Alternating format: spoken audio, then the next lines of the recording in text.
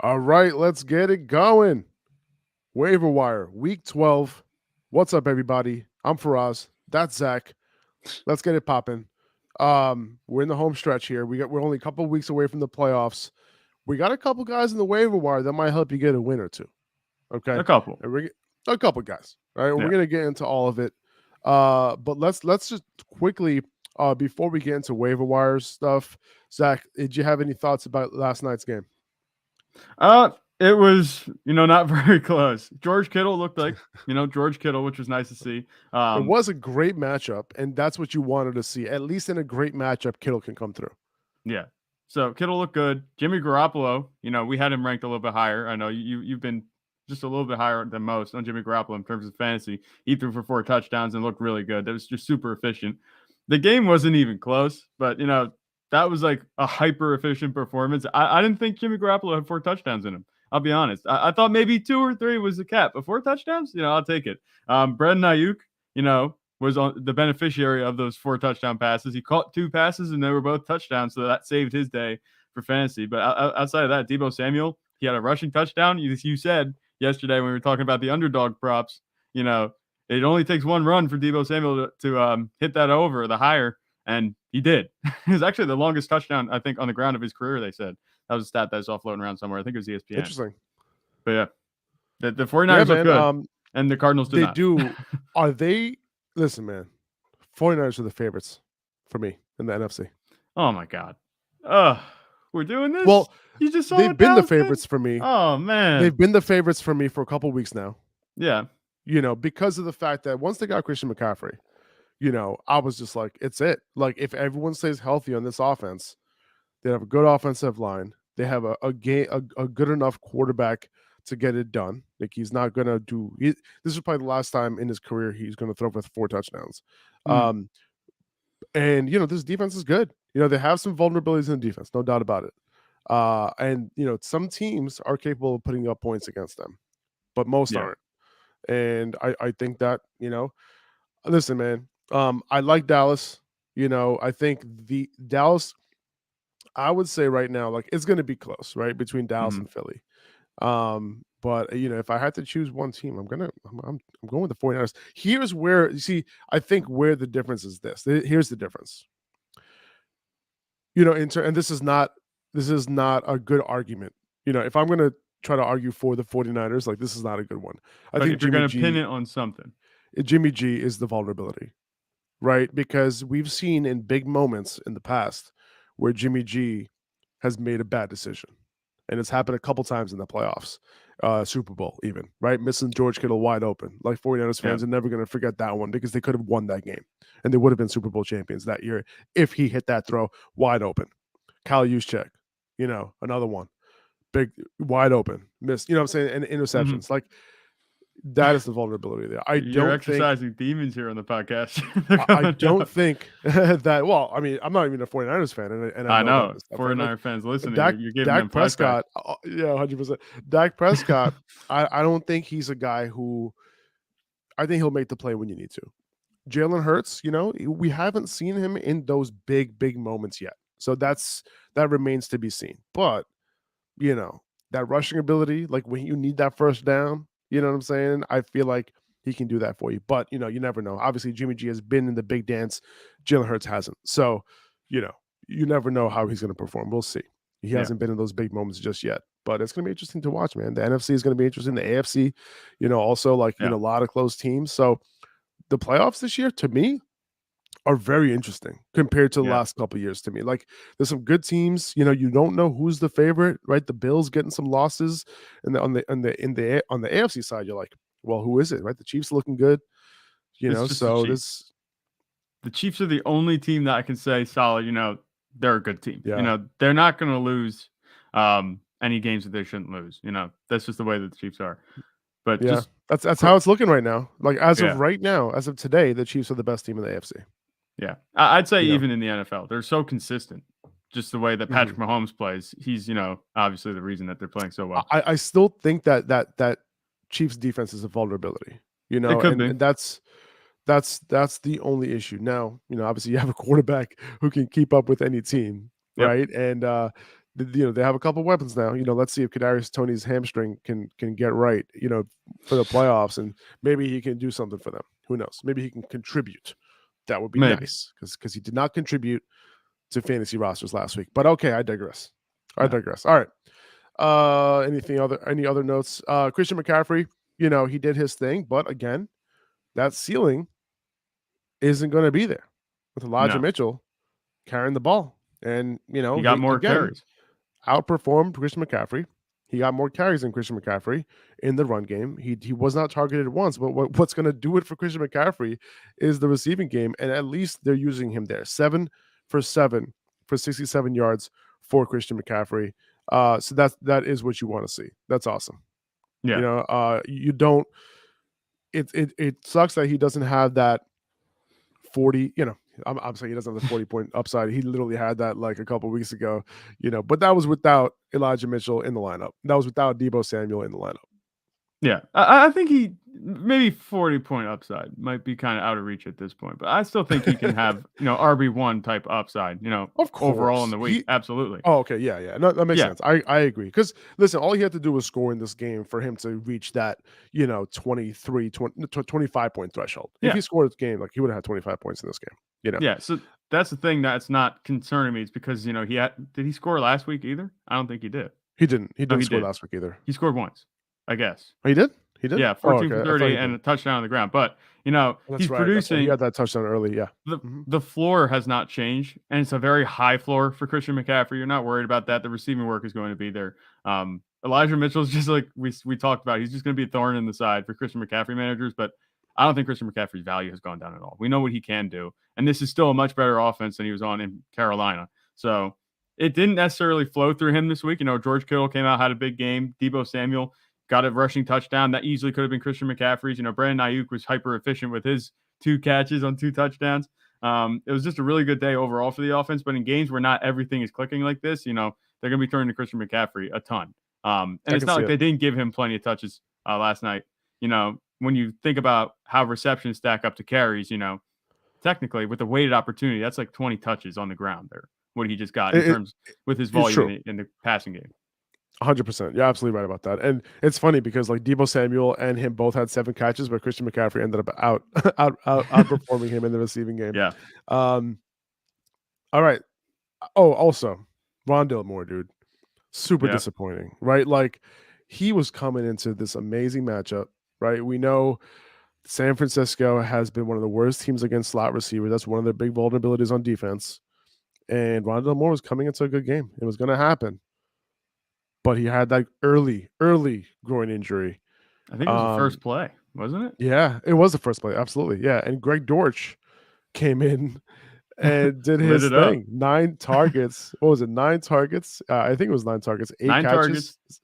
Yeah. No, 9 catches. Maybe it was 10 targets. Yeah, 10 targets. 10 targets, 9 catches, 103 yards. Okay. And we'll talk about him. He's on the waiver wire list, obviously. So we'll get to him and we'll talk about a little bit more about him. But yeah, he's got it done early in the year, when Rondale Moore was missing.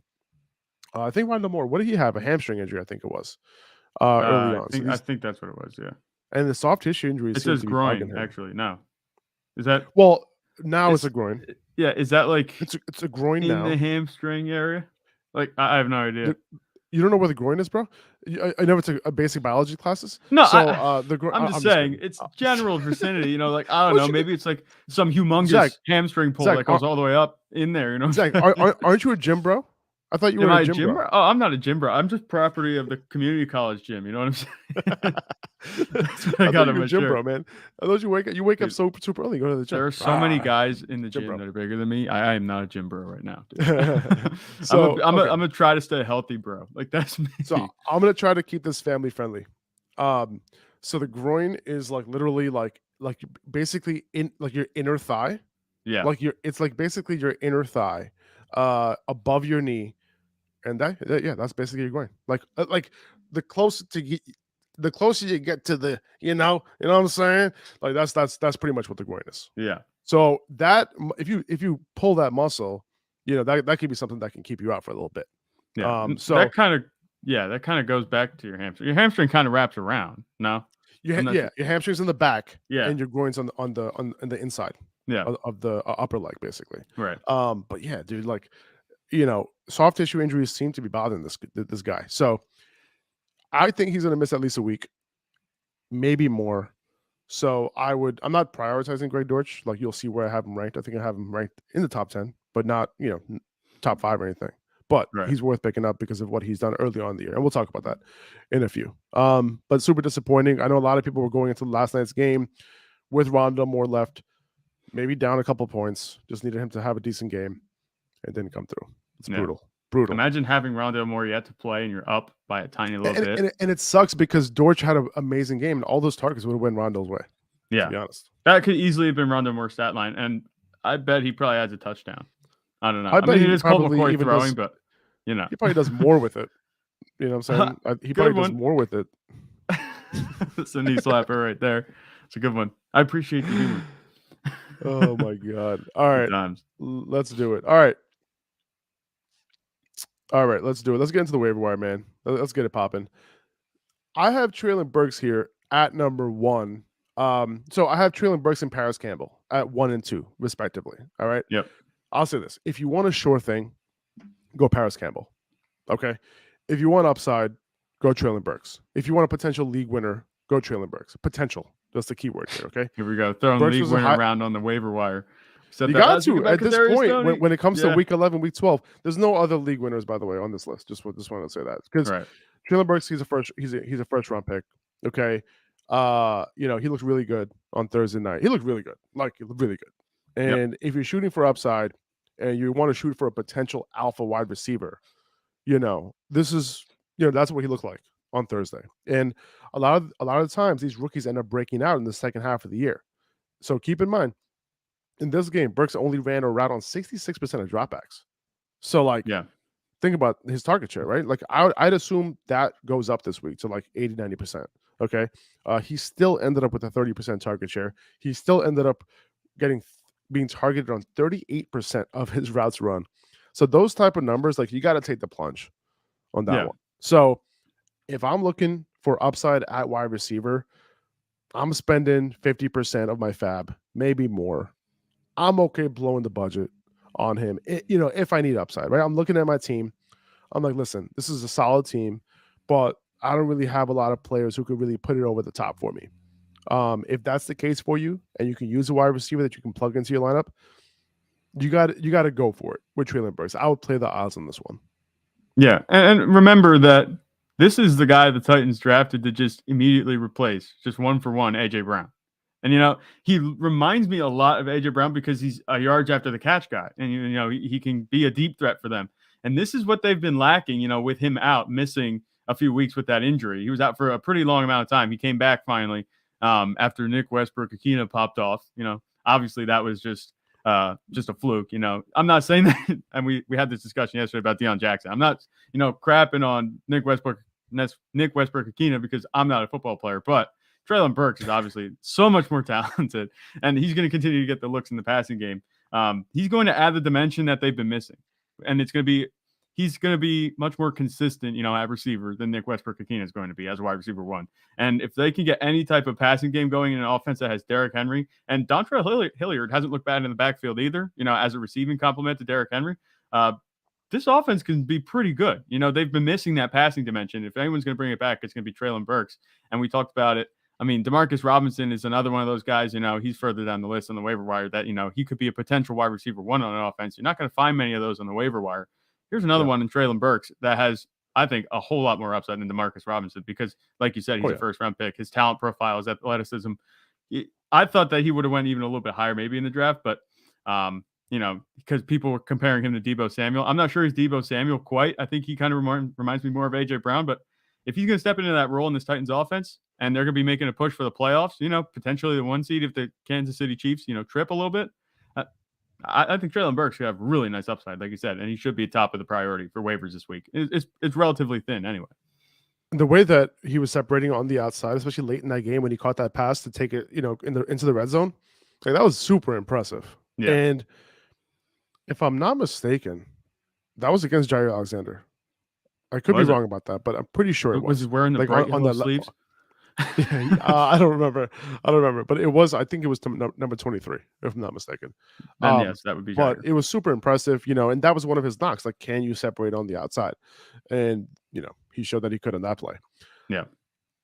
Now, like I said, with Parris Campbell, I have him at number 2. He's more of a tried and true pickup here, and I was surprised. Like, I can't believe he's available in this many leagues. I wasn't planning on talking about him today, but then I looked at the numbers. I'm like, he's available in. So he's rostered in 54% of sleeper leagues, 40% of Yahoo leagues, and 53% of ESPN leagues. So he's available in a lot of leagues here. And like we mentioned last week with Matt Ryan, he has been killing it. He had a tough matchup out of the slot this past week against Philly. Coming into that game, they've limited slot receivers to bottom 10 in fantasy points among all slot receivers. So he still had a solid outing, 5 of 6 targets for 67 yards, and now he goes up against Pittsburgh, which is a great matchup for slot receivers. And he could kind of go back to what we've been seeing, with Matt Ryan, with those high reception numbers, even catching a touchdown. Right? Tyler Boyd didn't take advantage of that matchup this week. That is a division game. They kind of know how Tyler Boyd works, so whatever. But a lot of other slot wide receivers did their thing before Tyler Boyd saw Pittsburgh last week. So this could be a game where Parris Campbell goes back to what he was doing the week before. But this performance this past week wasn't that bad. He just didn't catch a touchdown. And I'll be happy if this is his floor. If he continues to show the upside that he showed the previous weeks with Matt Ryan. Yeah, you just hit about everything I was going to say. Up to the fact that it was a decent performance last week against a good Philly defense. It's just like, man, you hit it all. Yeah, that's the truth with Parris Campbell. What? I gotta leave some for you sometimes. Sometimes I get carried away here. No, you're good. I get it 100%. But yeah, with Parris Campbell, I'm surprised that he's on waiver wire too. I mean, I would have picked him up if he was on ours. I know you have him, right? Because you are the Parris Campbell truther.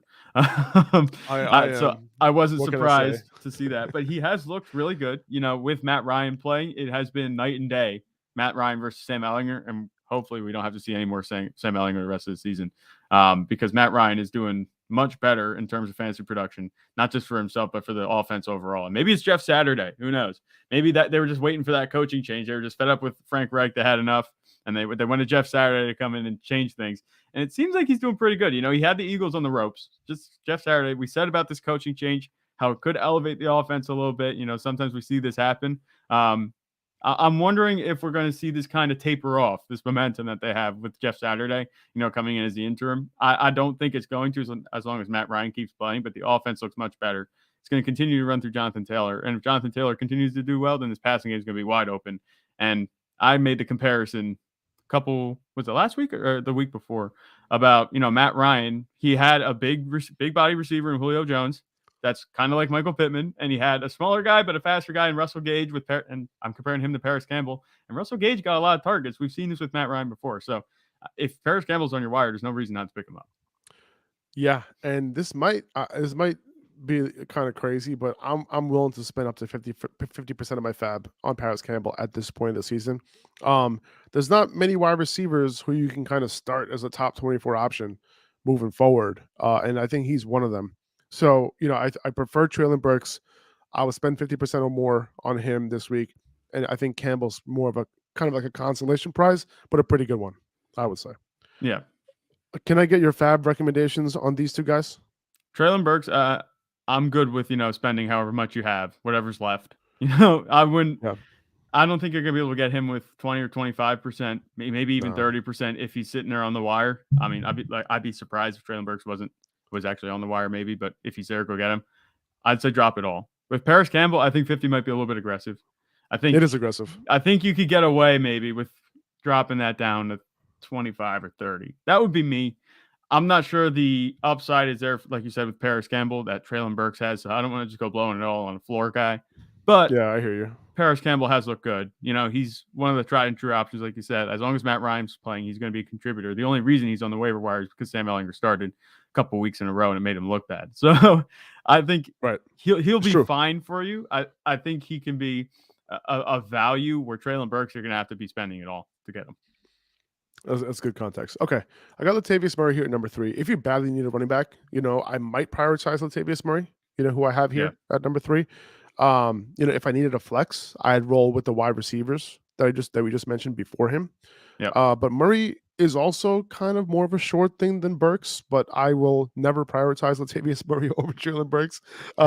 So if you're not looking to leave a little room for Burks like not coming through, like it's somewhat clear that it's going to be Murray's show at least until Mike Boone is back. And by the way, Boone is eligible to be back in week 13 from that high ankle sprain. No word on whether he will come back in week 13. And by the way, that's next week. It's already week 12. Mm-hmm. Apparently he has been working off to the side during practices lately. So he's a bit of a stash. Like Mike Boone's a bit of a stash in deep leagues. Maybe Marlon Mack, who gets elevated from the practice squad, joins Murray in a 1-2 punch potentially. But I'm moving forward, assuming Murray will get at least 65% of the snaps. I don't think he's even crossed 50% of snaps yet this season. And he's going to get most of the passing. Yeah, he's going to get most of the passing down work until Boone is back, and goal line work too. So yeah, they have him at 50% last week. Gotcha. So before that, it wasn't. Okay. Yeah, before that, it was less than 50. So he just hit the 50 threshold. Got it. Okay, good. And I would expect that to go up this week, obviously, without Melvin Gordon there. But his yards per carry over the last 3 games, 3.29, 2.67, 2.88. Yucky. It's going to be inefficient. It's going to be not pretty, but he's going to have a goal line roll, and he's been catching some passes out of the backfield too. And this is with Melvin Gordon being the primary pass catcher in this offense. So yeah, he's going to get some work. Yeah, it all comes down to opportunity too. He's going to be a floor option, and there's a lot of them on the waiver wire. But with Latavius Murray, we never really said, and no one would expect him to have any type of ceiling, especially on this Broncos offense. But the Broncos don't score a whole lot of touchdowns, but when they do, it seems like it's going to Latavius Murray. I don't know. This is the way it's felt for me. The passing game has been anemic, and the run game, has pretty much been the only thing maybe that has a little bit consistency because I have a bunch of guys there in the backfield. But with Mike Boone out, Chase Edmonds, he was there. Isn't he injured too? Yeah. The whole reason Chase Edmonds has a high ankle sprain, so he's going to be out for a while. The whole reason we're picking up and playing Latavius Murray is because of that. He's going to be a volume guy. Imagine how much the Broncos wanted to get rid of Melvin Gordon, even though Chase Edmonds had a high ankle sprain. That's got to be pretty bad. Yeah, it's bad. They are frustrated. So that's it. He's done there. Yeah, I was a little bit surprised by that, even though it's like mid-season. At least maybe ride it out with them, at this point, because what do you have to lose? You can have another guy in the backfield. Maybe they want to make Latavius Murray the RB1 and give him 25 carries a game. Just give us some sort of fantasy relevance. Maybe they're thinking of us and saying, okay, if the passing game isn't going to work, we're just going to make Latavius Murray our de facto RB1, and maybe he can be something fantasy relevant for the guys playing fantasy. But I think his floor is going to be what you're picking him up for. There's not much ceiling in this offense. Like I said, it's kind of giving me shades of the Texans offense. Not quite as bad as the Texans offense, but they don't score a lot of touchdowns. So Latavius Murray's upside is going to be kept big in that way. He gets Carolina this week, which, is a game that he can get some volume in. But then he has Baltimore and then Kansas City. So not the most amazing matchups after Carolina. Right. And I'm not spending up on Murray. I'm probably going 20 to 25% max. Personally, that's if you need a running back. I think that's if you need a running back. Yeah, if you need a running back like me in my one league, I need a running back. But yep, I'm looking at all the waivers. Playing in a competitive league, none of these guys are available. So we'll see. It's funny because I have 0 fab left in the league that we're playing in. Yeah, I picked up Samaje Perine before that game, and I picked up Greg Dortch before last night's game. Did you see these injuries coming? I didn't see him coming, but I was just Dr. like, hey, Siddiqui, who's available? Is there some foul play here? Are you causing some injuries here? Listen, man, I am not. I don't wish injury upon nobody, and I don't practice voodoo. Right. But I just I just play the odds. From now on, you need to tweet out your waiver wire ads, your pickups right before the game. That's true. I did. Christian Watson. And no, I dropped Pacheco, so that didn't work out. I'm gonna hold on to that forever, by the way. Yeah, I'm gonna hold on to it forever. Anyway, all right. I got Samaje Perine here at number 4. I'd rather start, even though Latavius Murray, it's tough. Latavius Murray is probably a decent start too. Against probably a better start against Carolina than Samaje is against Tennessee. I don't know. It's close for me. I might want to start Perine over him, even in a tougher matchup. But you might only get him for 1 week. You might even not, because Mixon's in the concussion protocol right now. The chances are that Mixon's going to miss this week, but there's a chance that he can make it through concussion protocol, and we'll see. But you're not going to find out, so you're going to have to pick him up. I wouldn't spend a whole lot of fab or anything like that. But if Mixon does miss, I would assume that he will play like 70% of snaps at least. He'll have a better role than Mixon had because he'll actually like not come off the field during passing downs in 2-minute situations. He's obviously not the better talent, but the role will be better because he'll get the Mixon role plus the Perine role. But the downside of this is that he's going up against Tennessee, like I mentioned, which is one of the toughest matchup for running backs when it comes to fantasy. He's still going to be like a top 15, 16 running back play for me this week because of the likely usage in the pass game. The Titans have given up the third most receptions to running back this season, so that's kind of where the hope lies for me. And potential goal line carries and that sort of thing, because the Bengals are going to be able. Excuse me. The Bengals are going to be able to pass the ball against this Titans secondary, so there could be some goal line opportunities for him. Yeah, and that's pretty much where the value lies. This is going to be a 1-week rental at best with Samaje Perine, and we have the short-term tag on him for that reason. But if Jamar Chase would come back maybe this week, does Samaje Perine become not as appealing of a play? I mean, I don't know. More appealing. It could be. You think more appealing? Yeah, because I guess so. For a running back, it's like the better the offense, the better for me.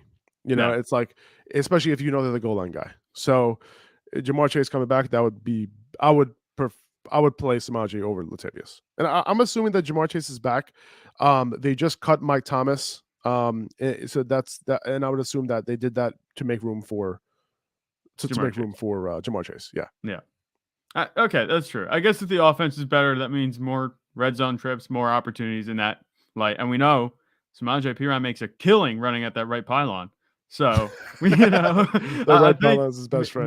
Maybe. I guess if Jamar Chase comes back, it wouldn't really affect his value. But this is going to be a 1-week rental. I think that his value is going to come from the passing game. Catching passes. It might be tough sledding, like you said, against a tough defensive front in Tennessee. Samaje Perine, I don't really have him down as like this fantastic runner. I mean, I've watched him play. He can run after the catch, but I don't think he's going to make much money between the tackles this week. No, not this week. No, not against Tennessee. Right. But he's a decent RB2 start for you. Deshaun Watson, I have him here at number 5 because it's getting close now. And if you need a quarterback, Deshaun Watson is available. Go get him. He's eligible to return week 13, which is not this week, but next week. So you just have to wait 1 more week before you can start him against Houston. He has top 5 upside for the rest of the season once he starts. The guy, obviously like a guy like Joe Burrow, he's like, he's in that top 5. Deshaun Watson could be right around that. That's his upside. Who knows if that's going to happen or not? He hasn't played football in a while. So this isn't a slam dunk, but it's a shot at upside, right? Like you picked up Justin Fields for a reason. Deshaun Watson, you want to pick him up as well. Yeah. With Deshaun Watson, if Jacoby Brissett can have big fantasy days, which he had last week, against the Bills. He threw 3 touchdowns. Yeah, against the Bills of all teams. Granted, it was in garbage time.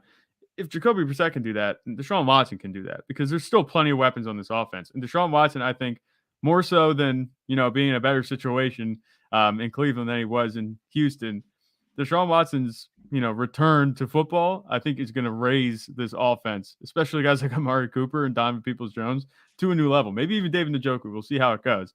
I'm more excited about his return for the rest of the offense than I am for his actually coming back to the game.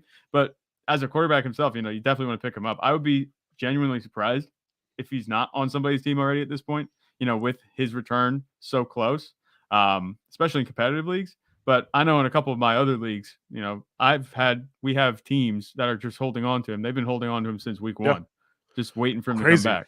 Yeah. What a waste. What a waste of a roster spot. Yeah. But I'll say this though, like in a lot of 1 quarterback leagues, he's not rostered. He's less than 50% roster on every platform that I've seen so far. So he's definitely going to be available in some leagues. So just keep an eye on that. If you were, starting guys like, Geno Smith or, that tier of quarterbacks, even Kyler Murray, those guys. Donovan Peoples-Jones at number 6, a guy who could benefit from Deshaun Watson coming back even more. He's already shown a serious floor. Speaking of floor, Michael Florio tweeted out yesterday that that was kind of corny. Tweeted out yesterday that Peoples-Jones is the only receiver to have at least 50 yards in 7 games since week 4.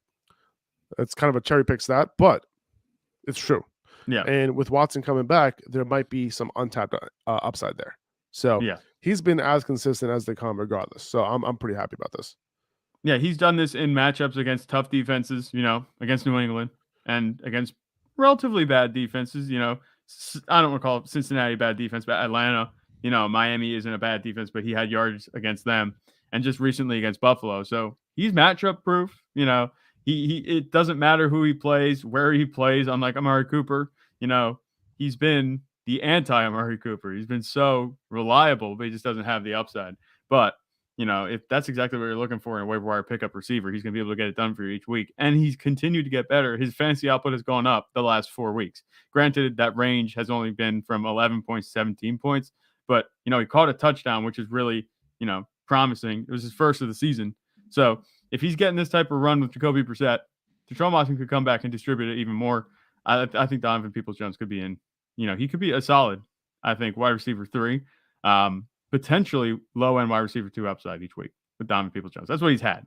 But 100%. And he finally caught a touchdown too, which was nice. Yeah. And then Demarcus Robinson, you mentioned him. We spoke about him yesterday too.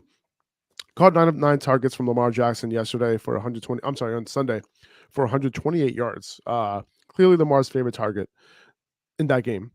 Obviously that will be Mark Andrews most weeks.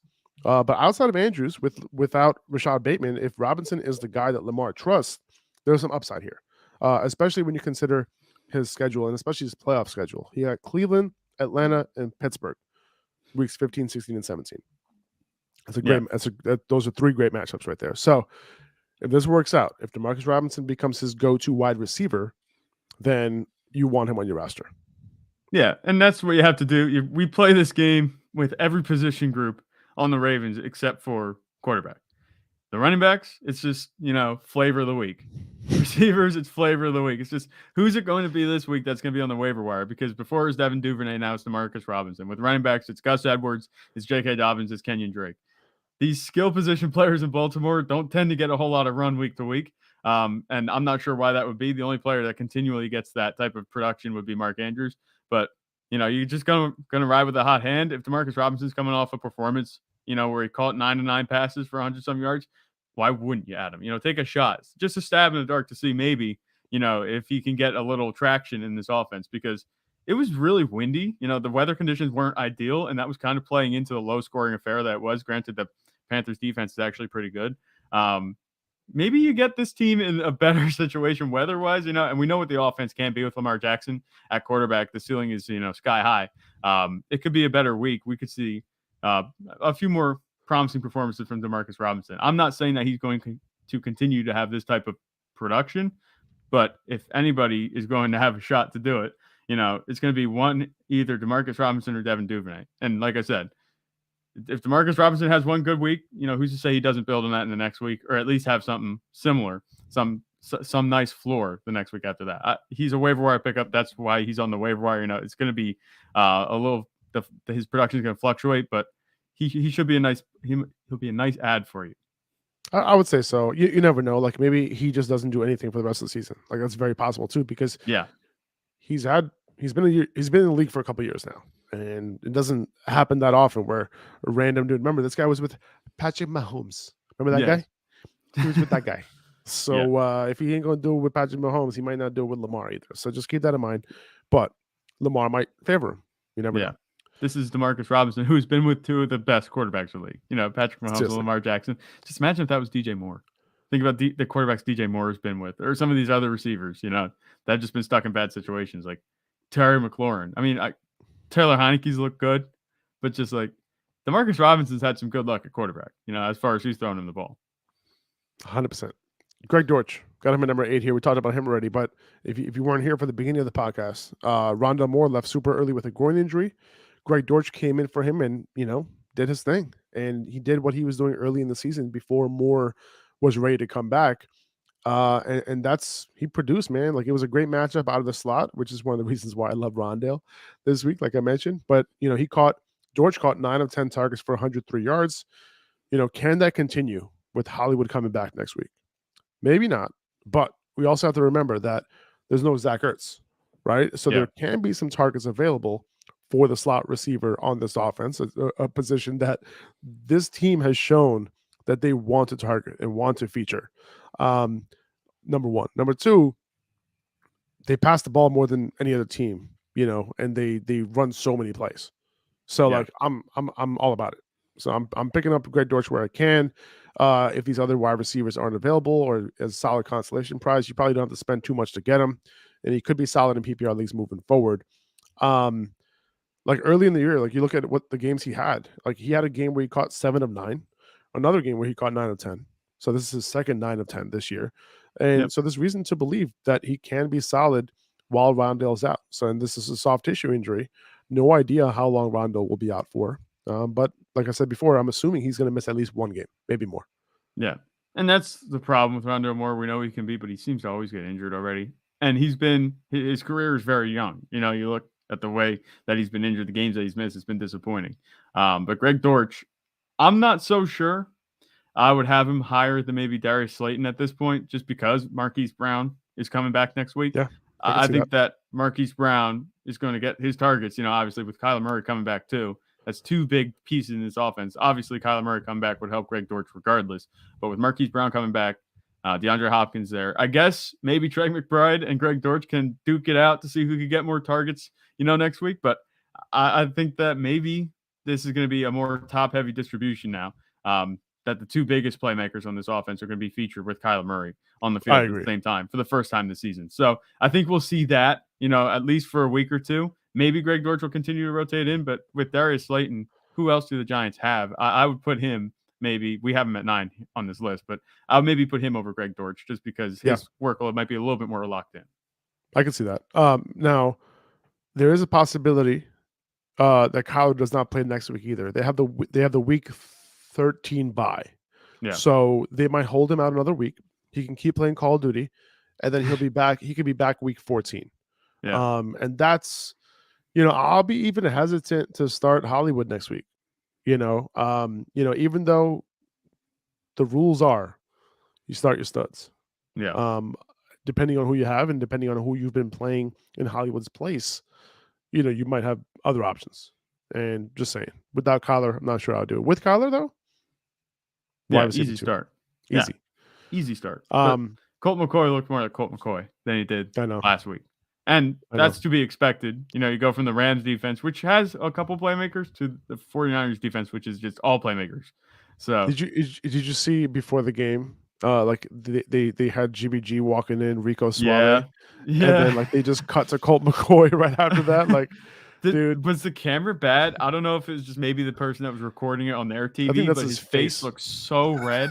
I was just like, whoa, dude. And you don't want to pick on him, but it's like, follow. How do you follow up Jimmy Garoppolo? Like he's been getting after it a little bit. You know what I'm saying? Yeah, it's hot in Mexico, man. It's hot. Oh my god! All right, Mack Hollins. I got him at number 10 here. This might be a little bit this might be a little too early. Like I can't think of the word. I'm going blank here.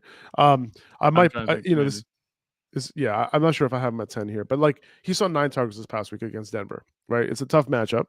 And it was a tough matchup. He still put up 652. He's a flex play at best, doesn't have a ton of upside. But this upcoming week, if you're in a deeper league, I'd say Seattle would likely put up points this week against the Raiders, and that would be a good game script for him. Similar situation against the Chargers in week 12. I'm sorry, in week 13, the week after. So 2 potentially good game scripts for Mack Hollins. After a game, he saw 9 targets. If you can't get any of these other wide receivers we just mentioned, sure, go for it. Start him in your flex. Yeah, just roll the dice because, like you said, he is getting the targets. Devontae Adams is going to be the guy for the Raiders. Devontae Adams getting it done against Denver with Derek Carr. Of course, in the games where Derek Carr has amazing matchups, he cannot get it done. In games where it's the toughest matchup, and if I'm not mistaken, they play in Denver. Yeah, right? It was in Denver. Yeah. So this is up where the air is thin, the wind is blowing. It's like, dude, I don't understand. I don't know. The weirdest guy. Yeah. He's doing his job, though, these past 3 weeks with Davante Adams. At least he's throwing him the ball. Davante Adams, I think, leads all receivers in touchdown catches. And yes, he does. Is it not very close? I don't think it is. I think he has a 2 or 3 touchdown lead, I think, on the next guy. Davante but Adams I don't know. Good. Yeah. He's a good guy. He's a good wide receiver. Did you hear the rumors floating around like the Packers and the Raiders will swap quarterbacks this offseason in a trade? That Derek Carr gets sent? I haven't heard that. No. There's a rumor going around right now that they'll swap them, like Aaron Rodgers for Derek Carr in a third or something like that. That would be amazing. Could you imagine that? That would be ridiculous. I would be dumping all of my Christian Washington shares. It's just a rumor. It's something that I heard. I don't know if anybody else has heard it, but that would be interesting. But of course, if you're the Raiders, you're already looking at the offseason. Packers fans would be so upset. Yeah. Oh my God. Well, maybe that's enough to keep Aaron Rodgers, in the game. Aaron Rodgers having a rough go of it. I think there's a good chance that he retires. Calls it. But maybe the temptation of reuniting with Davante Adams after Derek Carr reunited with Davante Adams, in a good market, obviously Las Vegas. Maybe? I don't know. We'll see. But that was just a rumor I heard. I was wondering if you heard that. No, that'd be cool, though. I got Nico Collins here at number 11. The Texans might be benching Davis Mills and moving to Kyle Allen. Not sure if that's a good thing or not, but not sure it could be worse than what we've seen so far this year. A little bit of hope for Dameon Pierce as well. But Nico Collins caught 5 for 49, 5 for 48 the last 2 games, 7 and 10 targets respectively. Caught a touchdown in week 10 against the Giants. So this team could be chasing points against Miami. So again, one of those guys that, sure. Throw me a lineup in your flex. What the heck? See what happens. Yeah, go ahead.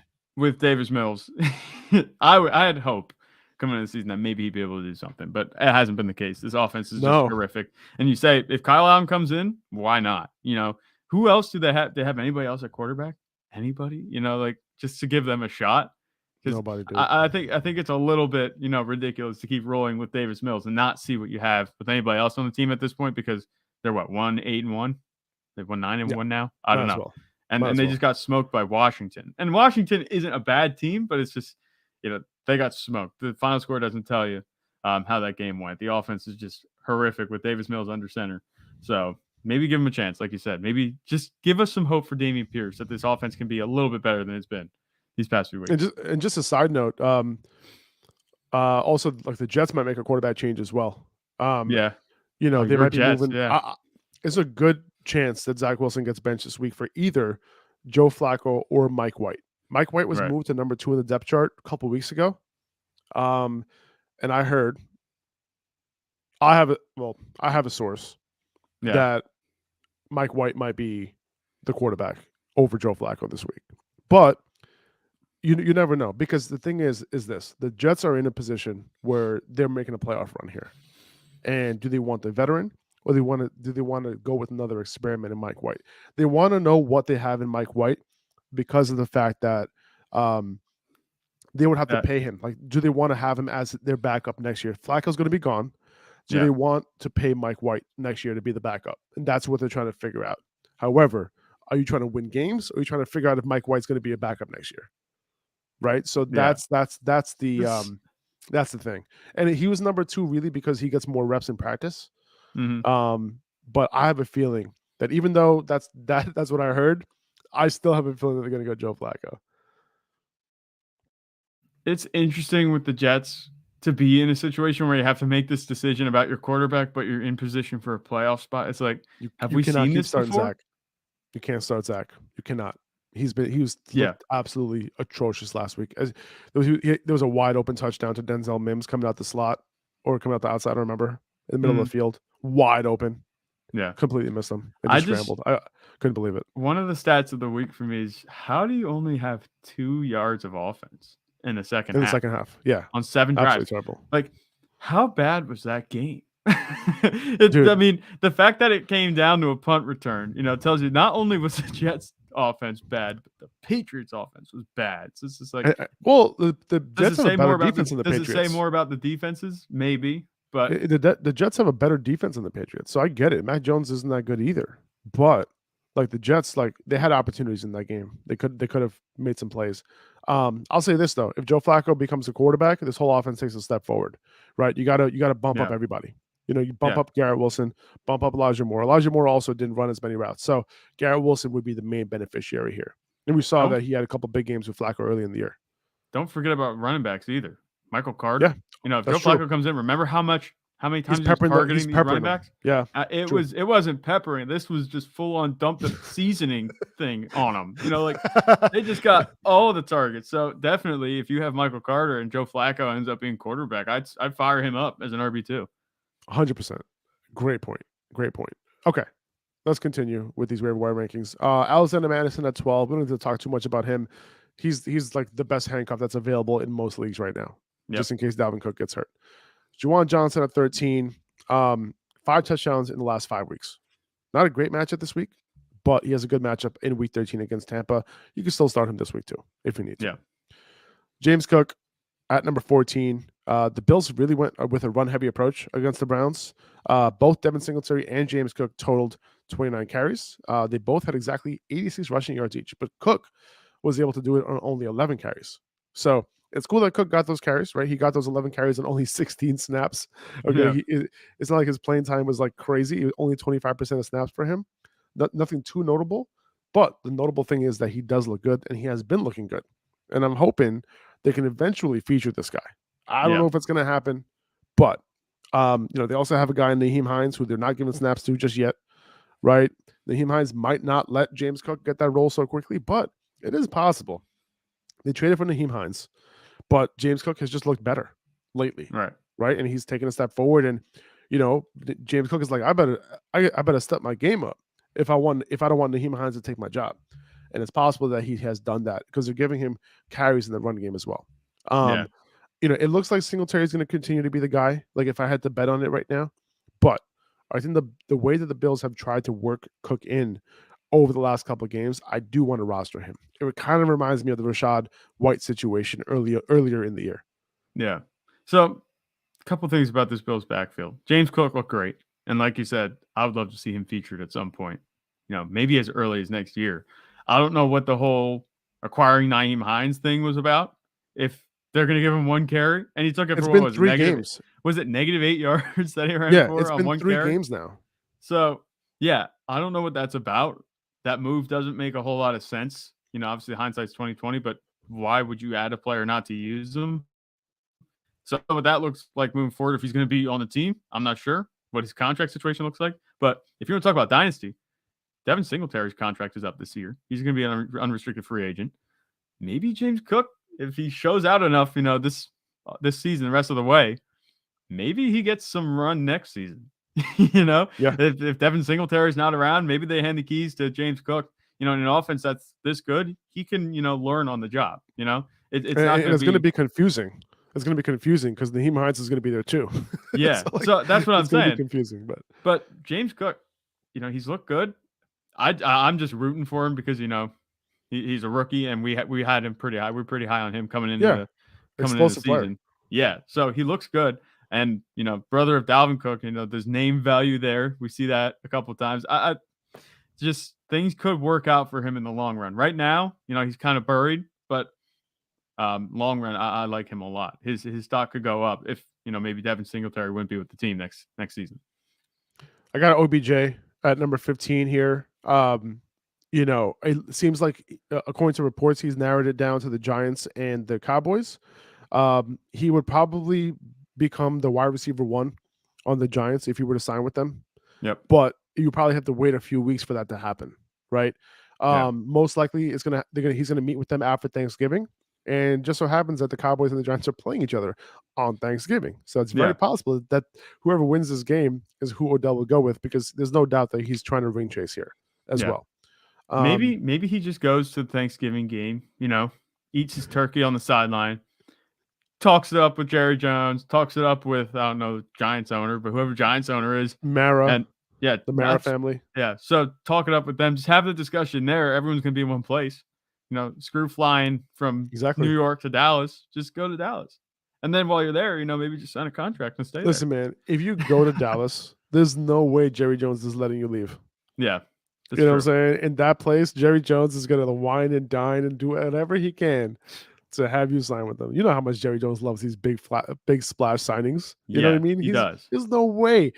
OBJ better stay. If he really wants a true shot, a true fair shot, he better stay the hell away from Dallas that day. Yeah, for sure. Because if he doesn't want Jerry to be Jones is going Bry, to cancel. Jerry Jones is going to cancel his flight.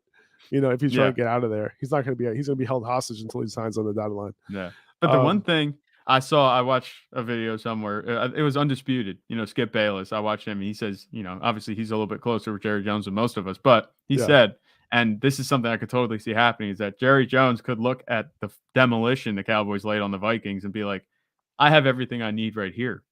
And, that he doesn't need to go sign another receiver. Why do we need to go spend more money when, Jerry Jones has been a homegrown guy? They draft a lot of their players. They don't go out in free agency much. He could look at it that way and just be like, we don't need him. And if the Giants are going to, up their bidding price, maybe Jerry Jones just lays off, which kind of scares me because I think Odell Beckham would be a really good ad for Dallas. But I kind of feel like he's not going to be that expensive. I don't think he's going to be too expensive either. But, the Giants, I feel like at he's going to sign a deal for I feel like he's going to sign a deal for like $5 million. That would be. I would be so happy with that. I heard people going around saying he's going to be 10 mil. I was like, no, no way you're going to get that. I don't think so. Coming off the ACL, yeah. I don't think so, dude.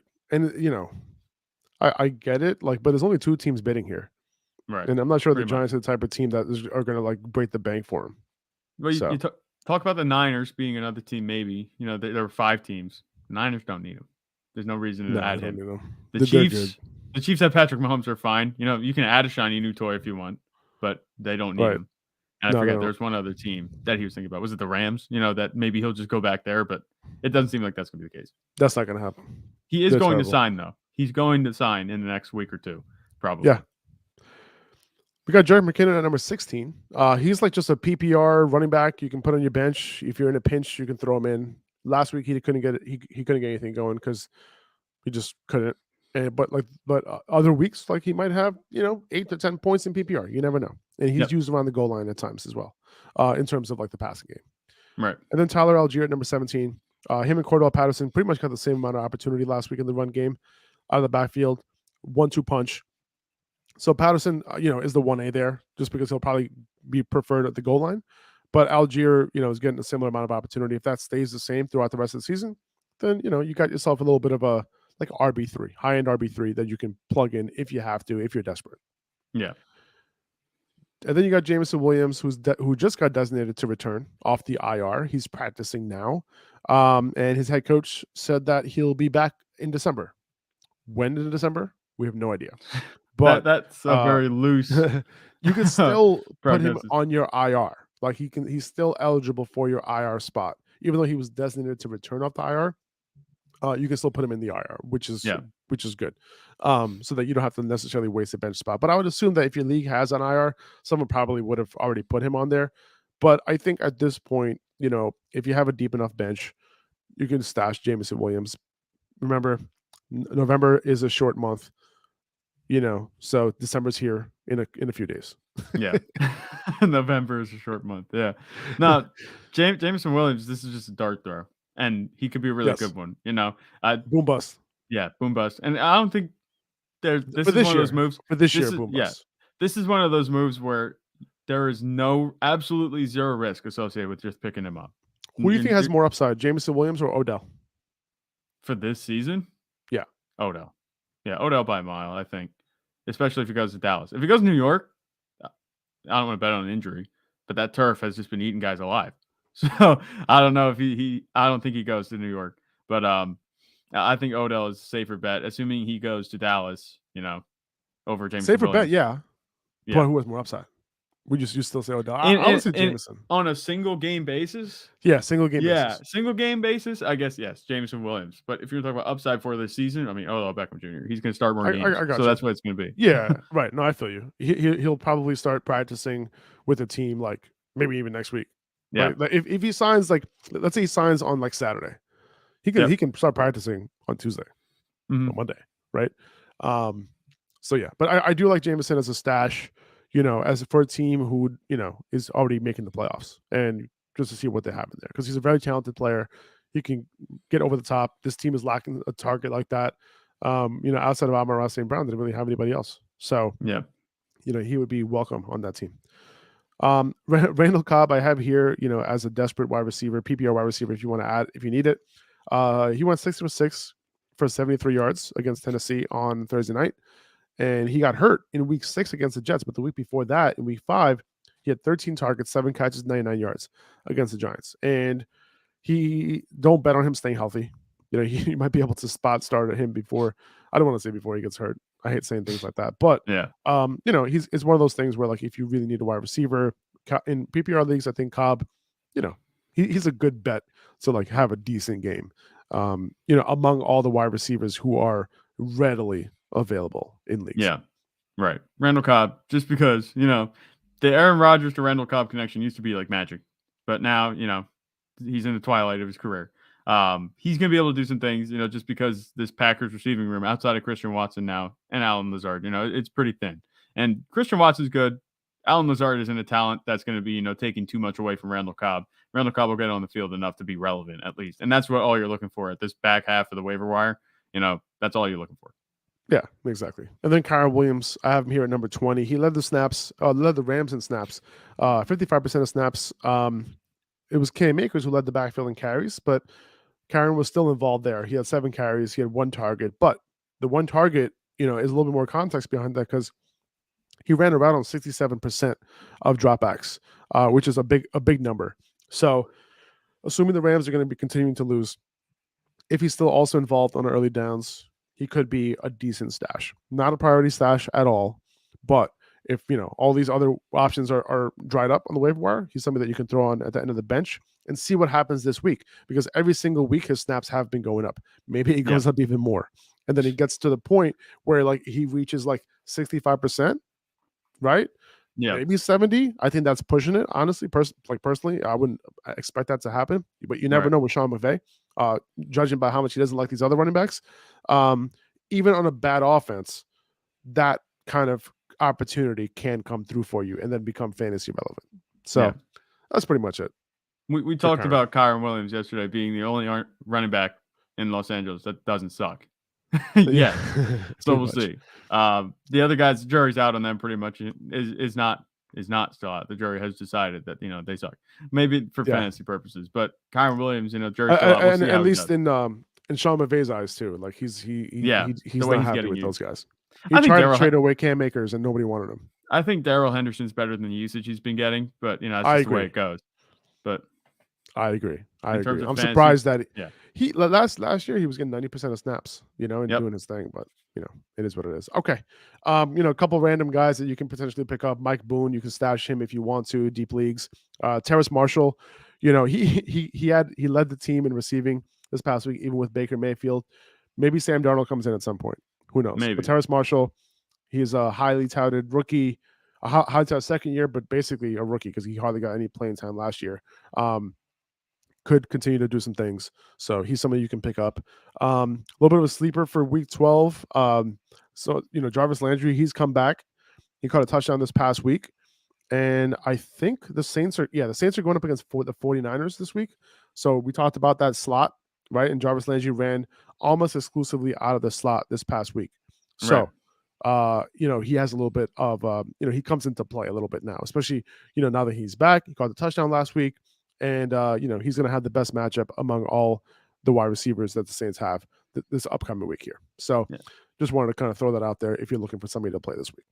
Yeah. And just consider what Greg Dortch was able to do against the Niners defense. Exactly. He's operating, I think, primarily out of the slot, right? Yeah, exactly. Yep, 100%. So that's it, guys. That's pretty much what we have. We appreciate you guys. We'll be back tomorrow. We're not doing a trade show tomorrow, but we're going to be doing the quarterback rankings, running back rankings tomorrow. We'll go over some news as well if anything happens between today and tomorrow. And we'll see you guys tomorrow at noon Eastern time on YouTube. Appreciate you guys. If you can subscribe to the podcast, that would mean the world to us. But for Faraz and Zach, we'll see you guys soon. Take it easy.